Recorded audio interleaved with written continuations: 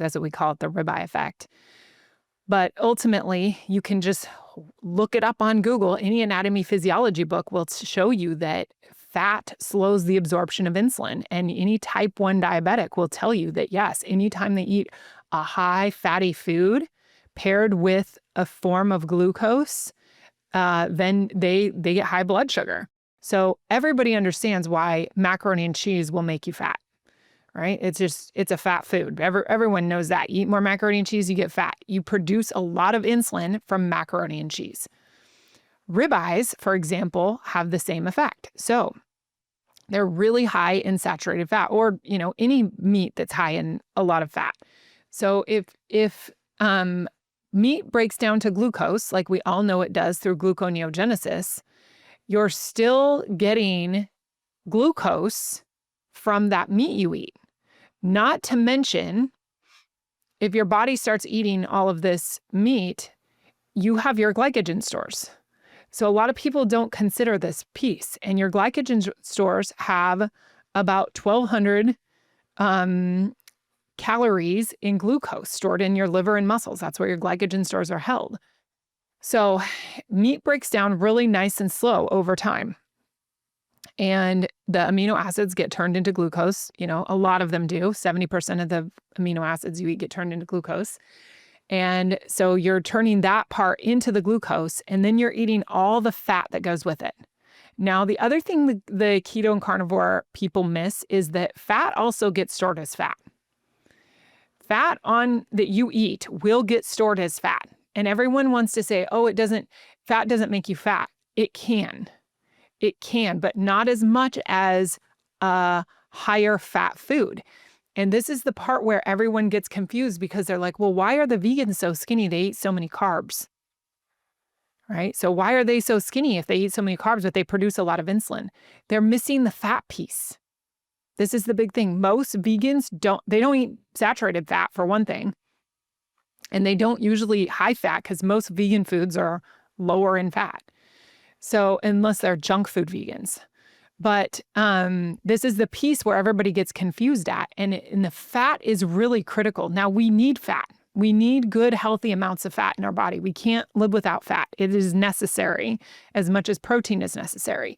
But if you stop and look at the wild, and you look at wild animals, you will see that wild animals don't have a lot of fat on their body. And if we were eating meat for 140,000 years before we selectively bred plants, and we were eating just meat, and those animals didn't have the enormous amounts of fat on their body like pigs, cows, and chickens do, domesticated pigs, cows, and chickens, and we were eating wild game, hunting it, then we know that if that's the case, then that's probably what we thrived on, was those leaner animals. And yes, we did eat fat. We probably, broke open the bones and ate the bone marrow, and we did eat the organs, and we ate, pretty much the whole animal. But here's the deal. Anybody who's watching this will know, if you have hunted, if you are a hunter, or you are a hunter's wife, you will know about the fat on wild animals. It does not taste good. Some of it is like shoe leather. You can't even eat it. It's so connected with the connective tissue on that animal. You literally cannot, it's like chewing on a bone. It's so dense in collagen and fibrous materials that you can't break it down, even with your teeth. So we would eat as much as we could, but the other part is it didn't taste that good. The fat on wild animals doesn't taste that good. Okay. And I've eaten a lot of wild game in my life. My dad is a hunting and fishing guide. I grew up on grass-fed beef. So we ate a leaner version of beef, and the fat on the grass-fed beef isn't like the fat that you get on regular beef.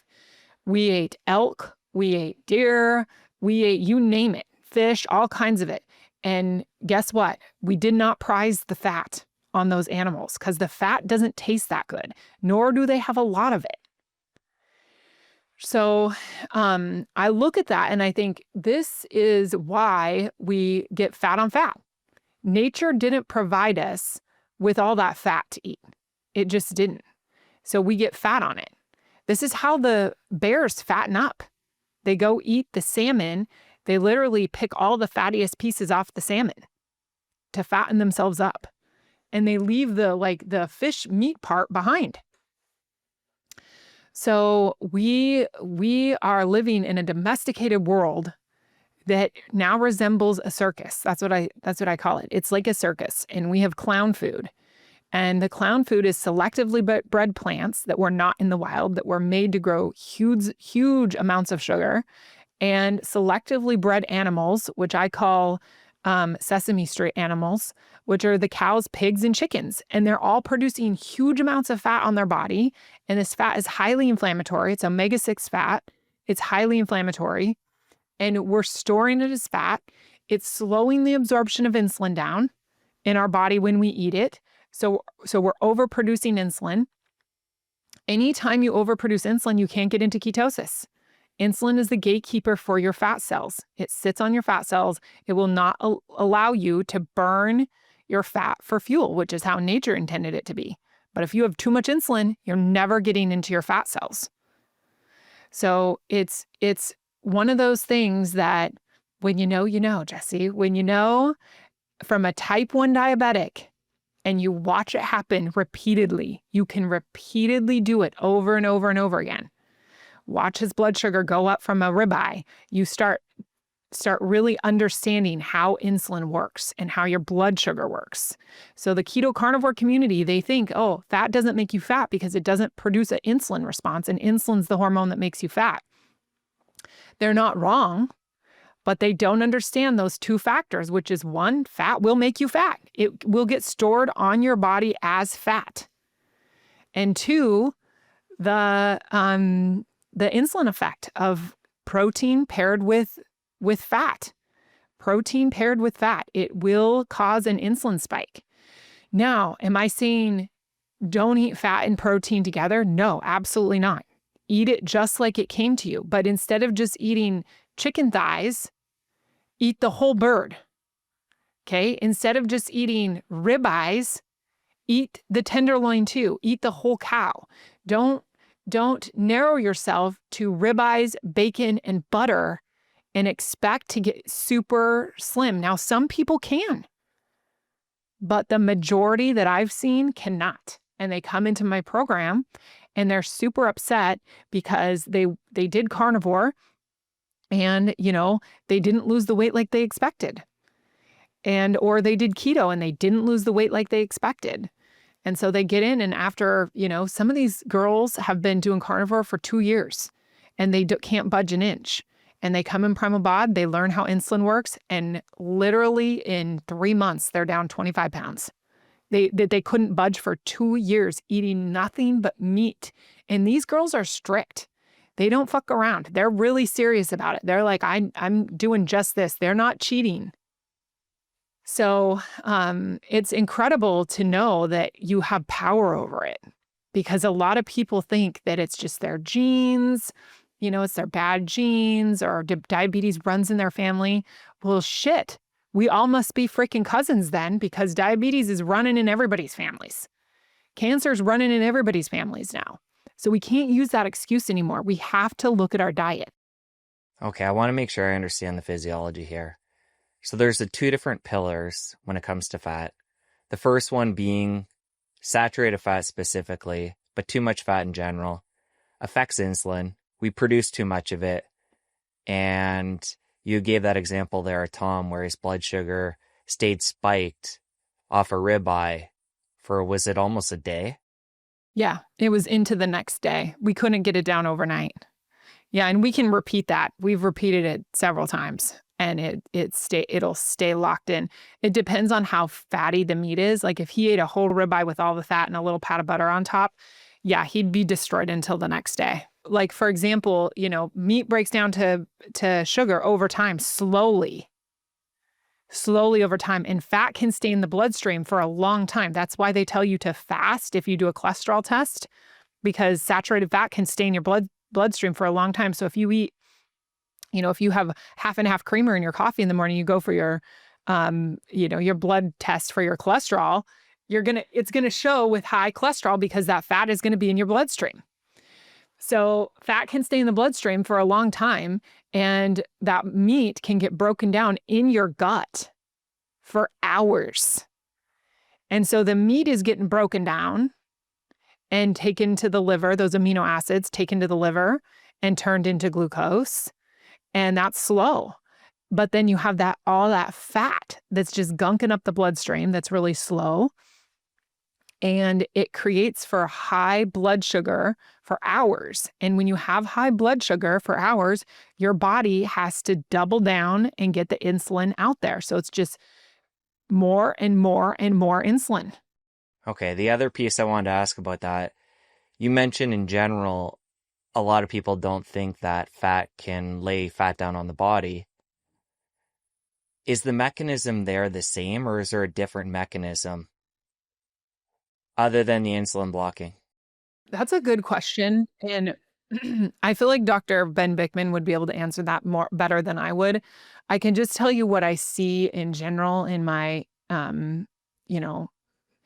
experience with working with 6,000 women now is that it's not the same. It's not as big of an impact as eating carbs with fat, but considering that the vegans can get really skinny and people can get really skinny going vegan, I think it's a pretty good amount of fat that's getting stored as fat. Now, what goes into your bloodstream? I don't know. Some of it will stay in your gut.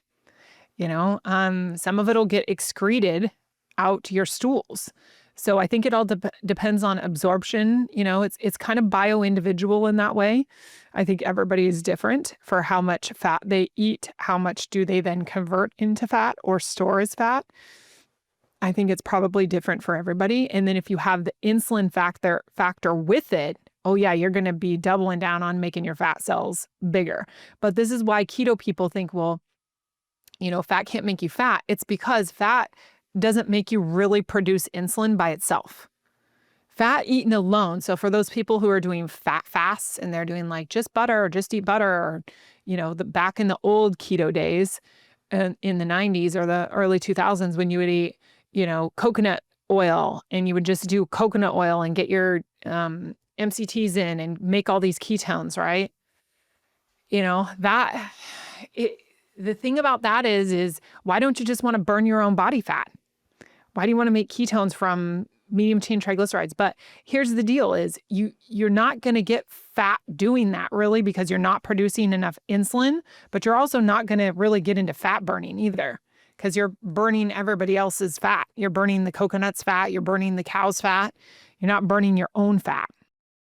The other piece I want to highlight here that other people do talk about, but you're bringing more emphasis, is the amino acids and the gluconeogenesis. Mm-hmm. I find in the keto world, maybe 5-10 years ago, people talked about that more, and that being something to be aware of if you can't get into ketosis. But I think the number you shared was 60 or 70% of those amino acids are made into sugars. Mm-hmm. And I think a lot of people in the keto and carnivore world often forget about that. Yes, they do. And you know what I've noticed is it's not free. So these bodybuilders, and the way I've been able to figure this out is, again, Tom's blood sugar is a perfect example. So, meat will get broken down to glucose, even if you're not needing it to. So even if you're eating carbs, it can still get broken down to glucose. Now, I think it's probably less. I have no idea. I don't know if anyone's ever studied that. It's a question I have. I think it's probably less, but some of it is still getting broke down to glucose for glycogen, especially with these bodybuilders who are, have a lot of muscle on their body and they require a lot of glycogen. They're gonna try to make as much glucose as they can to keep that glycogen filled and to keep that muscle having its glucose needs met. But if they can switch and get fat adapted and burn ketones for fuel instead of just being sugar burners, then they do much better. They're seeing this. There was a podcast, Thomas DeLauer just did one actually with, I can't remember his name now, and they did the longest keto study. Have you seen this? The longest, it was I know who you're talking about. Andrew Kutnick, I think. Yeah.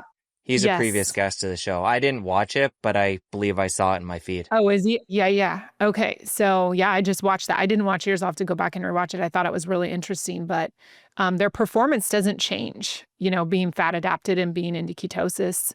It didn't change their performance. So I don't know why these guys just insist on being loaded with carbs. I honestly believe, and you've had Dr. Sean O'Mara, my friend, on, I know, it's their gut is making them crave the sugar and they just can't break the addiction to the sugar.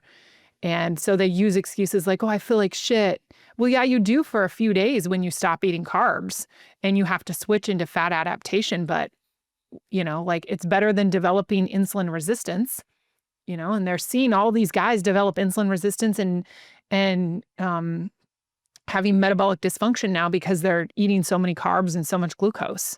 And it's because they're just loaded with insulin. If we're talking about the same guy, same interview, he's a type 1 diabetic as well. Yes, he is a type 1 diabetic. Correct. So he's able to track it too.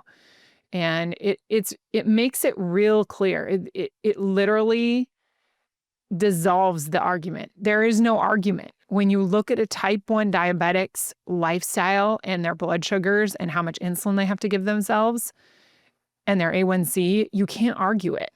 Especially when you have a whole group of them saying, yeah, it's the same. I get all kinds of type 1 diabetics in my program and they're like, you're right.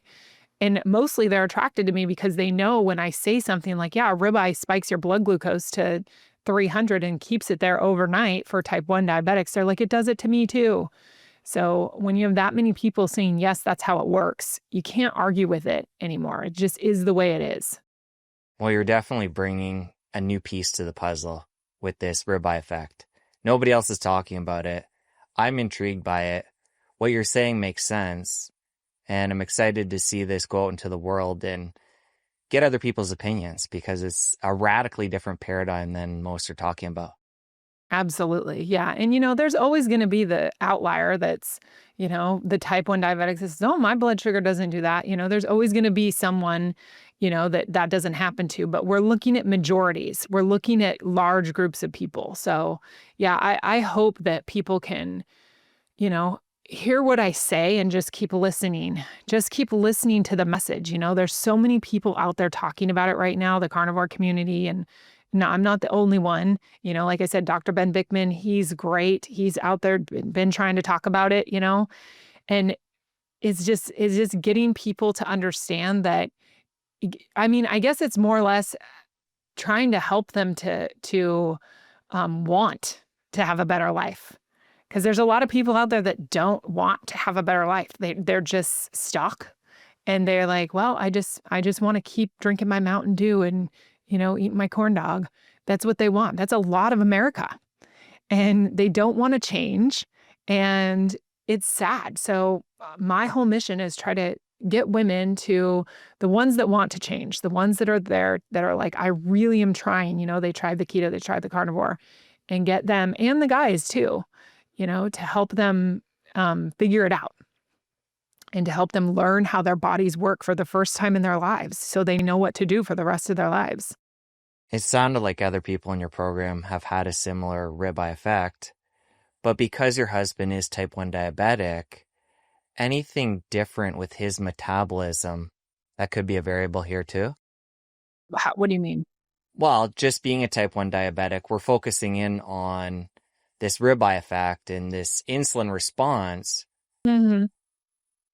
Have you brainstormed any other variables, given his metabolism's different, that could be part of the picture here? He's a dude. He's got more muscle on his body than women. He's got testosterone. Testosterone makes muscle. Estrogen is fat promoting, right? Testosterone is muscle promoting.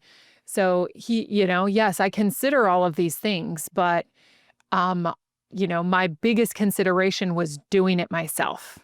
When I did exactly what he did for weeks, and it was about 6 weeks actually, and I dropped 13 pounds in 6 weeks doing exactly what he did, ate exactly what he ate. And I can out-eat Tom most times. Like I have a really good appetite. And so I would eat the exact amount of meat he would eat, the exact amount of veggies he would eat, the exact thing, the exact plate. And I would move when he moved. I did all the things he did to keep his blood sugar in check. And I dropped 13 pounds. And I was in the best health I've ever been in my entire life. So at that point, you just kind of got to go, okay, it's probably going to work the same for everyone. And it does. It absolutely does. You have to understand how insulin works first. That's the number one thing. And if you understand how it works, then you can figure out how you need to live your life based off of that. If you enjoyed that clip, you're going to want to head over here and catch the full episode. I'll see you over there. The reason my program is so different is because I target insulin. Most people today are overproducing insulin. They're eating foods that are triggering a high insulin response, and they're loaded with insulin. Insulin is the master fat storing hormone.